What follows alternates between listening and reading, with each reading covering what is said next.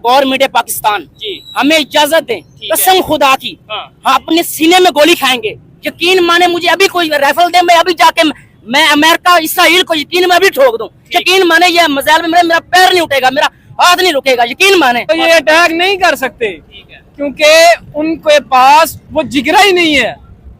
हमारे पास एक जिगरा है, ला इलाहा इल्लल्लाह मुहम्मदुर रसूलुल्लाह। जब ये नाम आता है तो मुसलमान कट भी जाता है और काट भी देता है। ये कौन कौन जिहाद के लिए तैयार है बताओ इन सबको।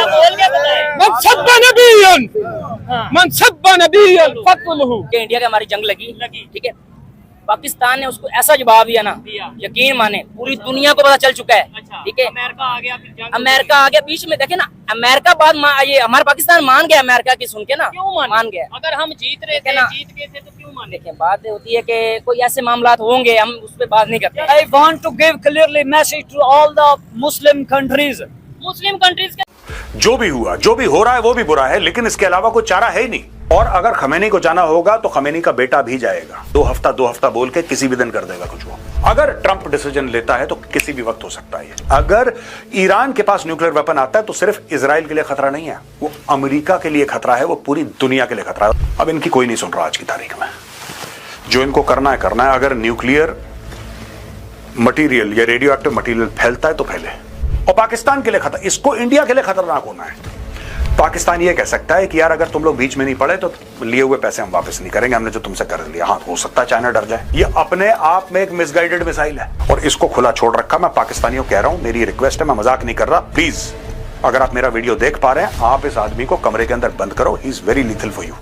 ईरान ने अब तक कोई इसराइल का कोई मिलिट्री का बंदा नहीं मारा, कोई चीफ नहीं मारा, ना उनके कोई मिलिट्री टारगेट्स किए हैं। शहरों के ऊपर मिसाइल गिराने से इसराइल थोड़ी ना कमजोर पड़ेगा। हम देखें इस ईरान के अंदर से कितने लोग पकड़े गए जो इसराइल के लिए काम कर रहे थे। हाँ, ठीक हो गया। कितने लोग पकड़े गए? हाँ, औरतें भी और मर्द भी। तो सब पकड़े गए ना आज। हाँ। उन्होंने कई को फांसी भी दे दी है। हाँ। तो जो प्रॉक्सी थी उनमें से काफी लोगों को पकड़ लिया उन लोगों ने, उनको सजा भी दी है। तो दोनों तरफ से जो है वो मिसाइल वहां से भी आ रहे हैं, वहां से भी आ रहे हैं। तो being a Muslim I support Iran.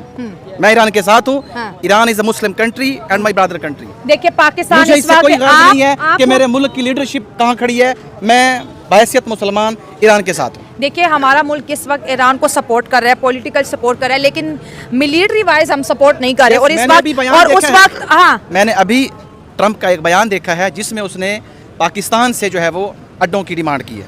सच में आई डोंट नो कि वो सच है या झूठ है। मैंने अभी फेसबुक पे देखा है, एक पोस्ट चल रही थी।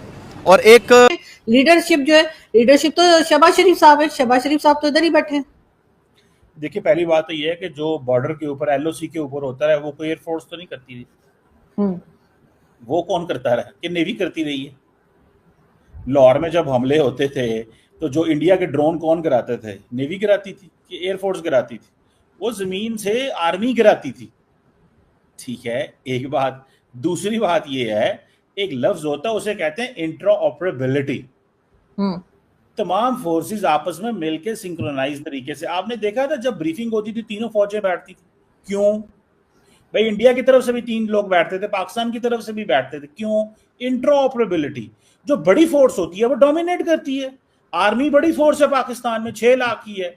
एयरफोर्स की तो हो सकता है 25,000 हो, नेवी की हो सकता है 15-20 हज़ार हो, ये so on and so fourth. इसी तरह वाइस वर्सा।